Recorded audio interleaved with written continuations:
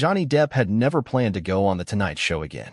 Not after the awkward tension that buzzed beneath the surface the last time he appeared, Jimmy Fallon laughing a little too hard, glancing away a little too fast, shifting nervously in his chair when the name Amber was mentioned.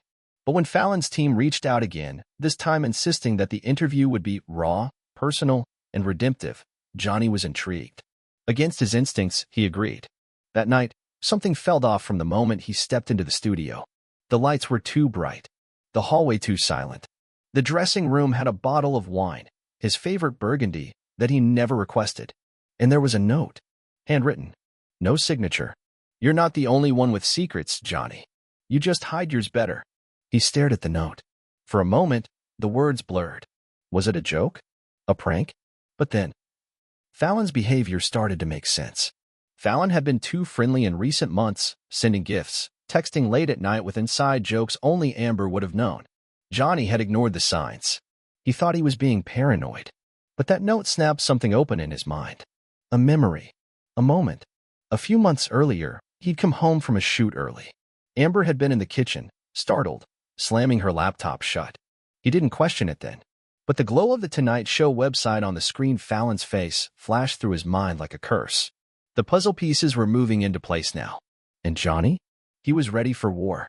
For the first time in Tonight Show history, Jimmy Fallon was speechless.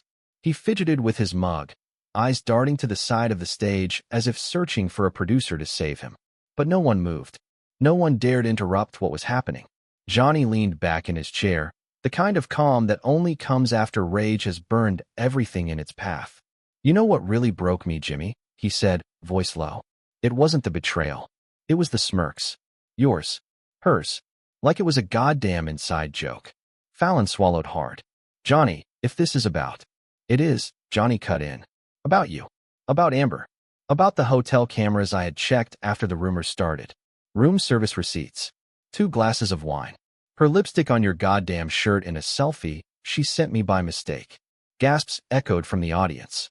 A few people covered their mouths. Fallon's face was pure panic. His voice cracked. That isn't what it looks like." Johnny laughed, dark and bitter. "That's the thing about liars, Jimmy. It's never what it looks like." Then he leaned in close.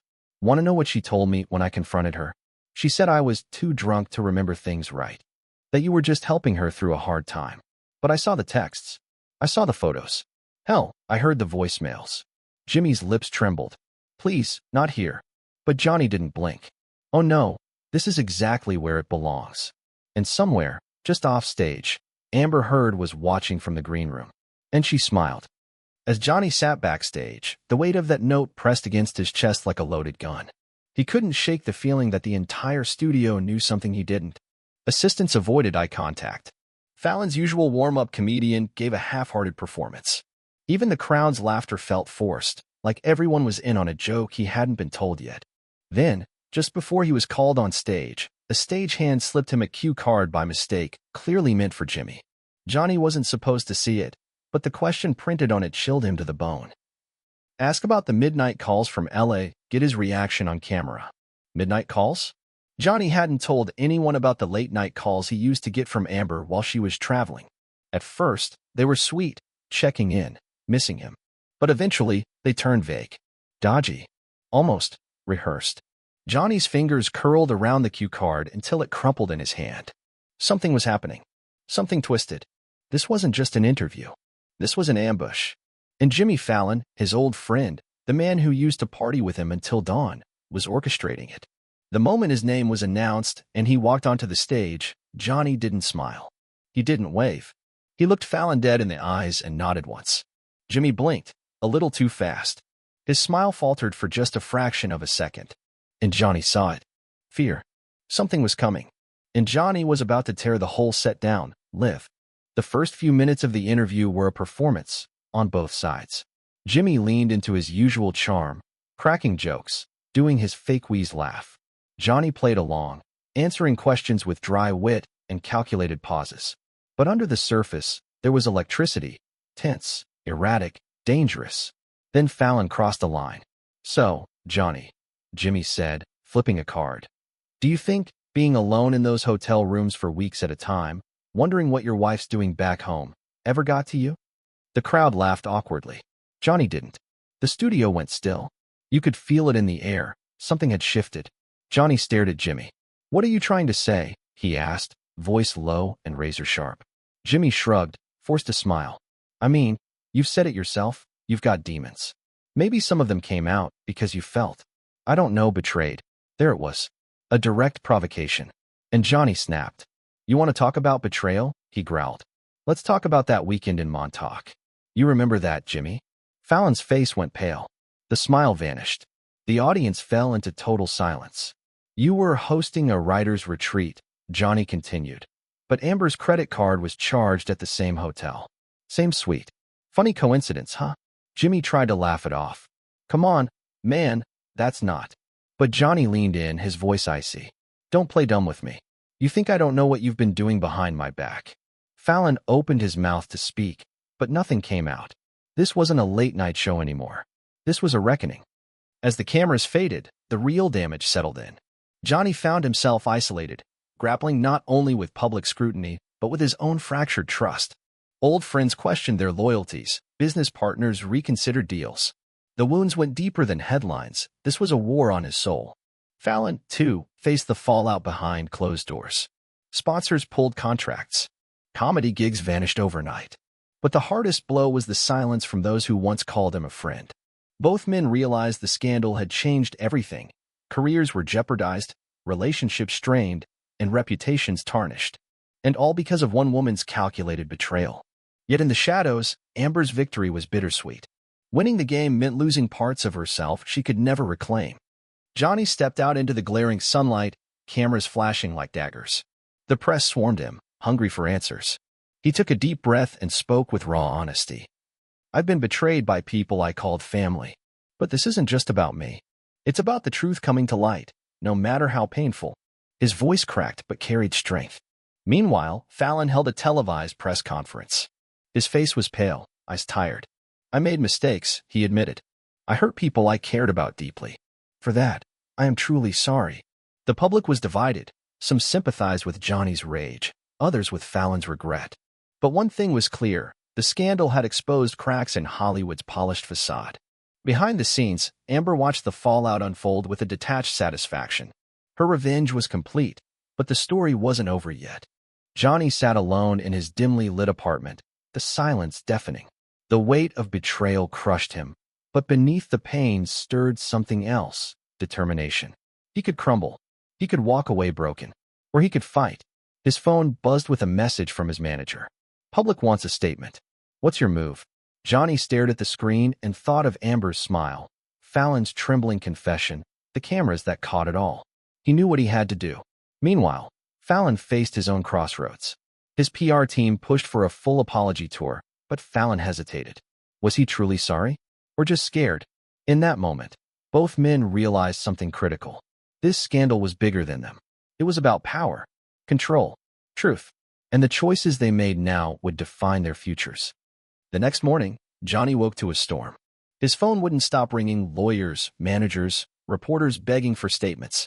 His carefully cultivated public image, the one he'd fought so hard to protect, was unraveling before his eyes.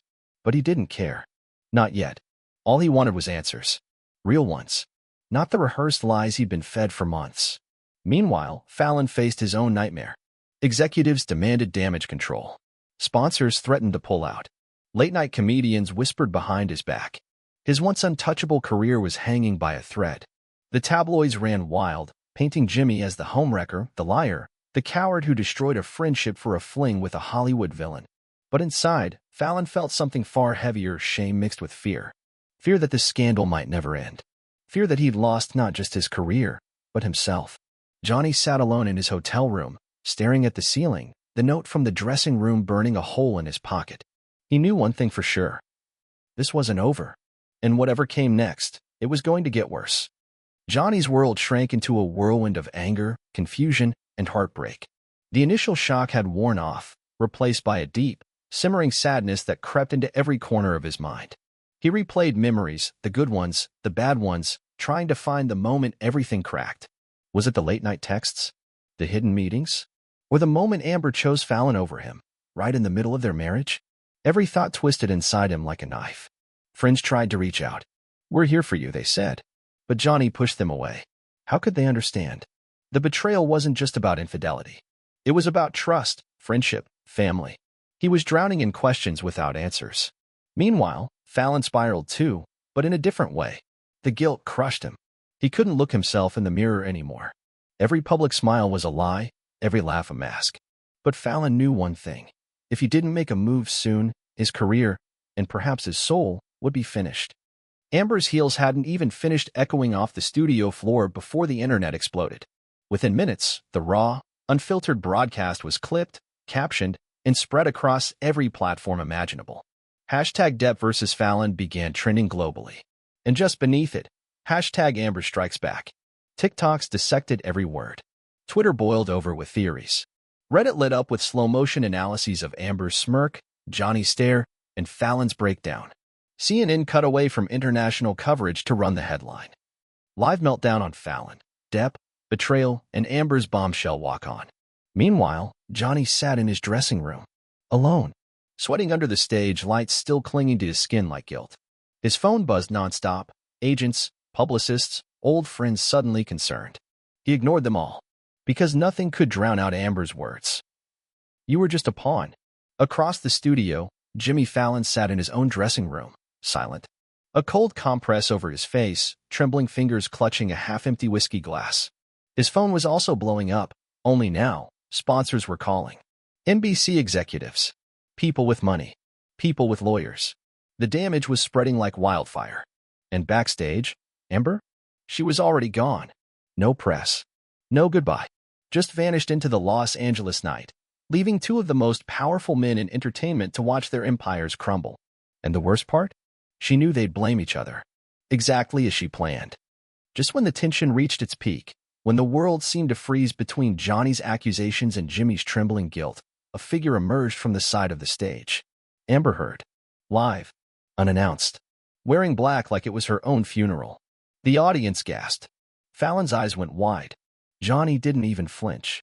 She stepped casually into the spotlight, heels tapping like a metronome of doom. No microphone. No invitation. Just presence, calculated, theatrical, dangerous. "Boys," she said, with a sly smirk. "I see you've started without me." Johnny's jaw clenched. Jimmy looked like he might vomit. Amber turned to the crowd and gave a little wave. "Don't mind me.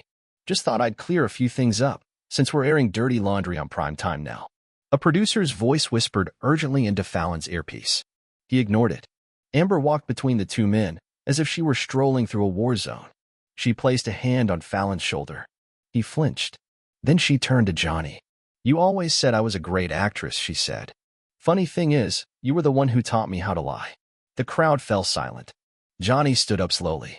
"Don't flatter yourself," he said coldly. "You didn't need lessons. You were a natural." Amber laughed softly, cruelly. "Then maybe you shouldn't have underestimated me." She turned to Fallon. "And you? You were just a pawn. Useful. Sweet. Predictable." Jimmy looked like he'd been shot in the chest. Amber looked at both of them. "Neither of you were ever the point. I just wanted the world to see how easy it is to tear down its favorite men." And with that, she turned her back to the cameras and walked off stage. No apology. No fear. Just fire in her wake. I didn't mean to fall for her. Those 7 words hung in the air like smoke after a gunshot. Johnny stared at Fallon, face unreadable. But his eyes, they burned. Not with rage anymore, but something worse, betrayal layered with heartbreak. A kind of quiet devastation only felt by those who had already lost everything. "You fell for her?" Johnny repeated, voice dangerously calm. "You think that makes this better?" Fallon didn't answer. His hands were trembling. "I gave you everything, Jimmy," Johnny continued. "You were at my wedding. You held the mic at my King vow renewal. I trusted you. And you were playing house with my wife behind my back." Jimmy swallowed hard. "It wasn't planned. I didn't go looking for it. She came to me. She said you were broken, that you were spiraling. I didn't want to see her get hurt." Johnny laughed, bitter. "So you slept with her to protect her?" No, Jimmy barked back. "It wasn't like that. We didn't, at first. It started with messages. Late-night calls. I didn't cross the line until she asked you to." Johnny finished. Silence. Fallon didn't deny it. In the control room, producers were frozen. No one knew whether to cut the feed or let the world keep watching the slow, ugly death of a friendship. Johnny leaned back, exhausted. You didn't fall for her, Jimmy. You fell for the idea of her. That's what she does. She studies you, finds your cracks, then crawls into them. And backstage, Amber Heard stood at the monitor, still smiling. Back on stage, the silence was thick. The audience didn't know whether to clap, gasp, or run. Johnny leaned forward, elbows on his knees, eyes locked on Fallon like a predator sizing up his prey. Jimmy was visibly shaking now. Johnny, we shouldn't do this here, he stammered, voice cracking. This is live. There are people watching. Johnny's voice dropped an octave. That's exactly why I'm doing it here. So everyone can finally see what kind of man you are. Fallon rubbed his temples. It wasn't supposed to happen like this. Oh, Johnny snapped. Was it supposed to stay a little secret? One of those late-night affairs no one talks about until someone winds up in rehab. Fallon glanced desperately toward the producers, mouthing something. But the cameras stayed on. No one cut to commercial. No one dared. You think you can play the family man on TV, laugh at celebrities for a living, and then sneak behind your friends' backs? Johnny said, his voice a slow burn. You used me. You used her. And you made me question my own mind. My sanity. Fallon opened his mouth to reply, but then he just stopped. He broke. His shoulders sagged. His hand went limp on the desk. And in front of a live audience of millions, Jimmy Fallon whispered, I didn't mean to fall for her. The audience gasped. Johnny froze. Amber, backstage, bit her lip. And just like that, the illusion of Hollywood friendship shattered on national television. In the green room, Amber leaned back on the couch, legs crossed, sipping her drink like royalty watching a public execution. She'd expected drama, maybe a sharp look, maybe a cold comment. But this was better than she'd hoped. The moment Johnny called out Jimmy on air, she knew her plan had worked. Weeks ago, she'd planted that note in Johnny's dressing room. She'd made sure the burgundy wine arrived, his weakness. She wanted him unstable, emotional, ready to explode.